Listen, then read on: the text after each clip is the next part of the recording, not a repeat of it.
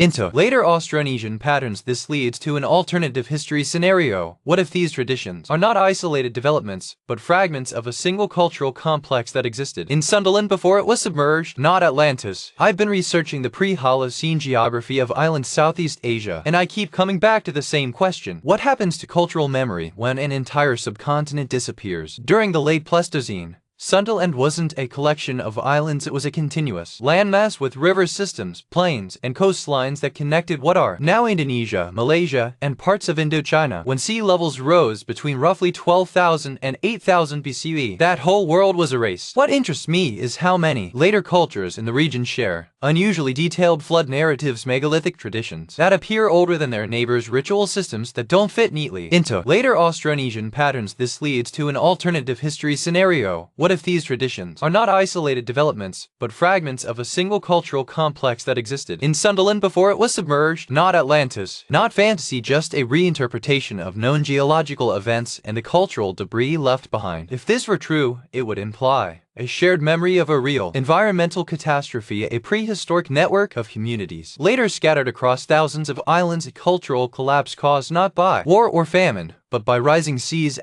migrations predating the Austronesian expansion. I'm curious how others here see it. Is this a plausible alternative history framework? Or do you think the similarities in myths and megaliths are better explained by later diffusion? I'd genuinely like to hear different angles on this.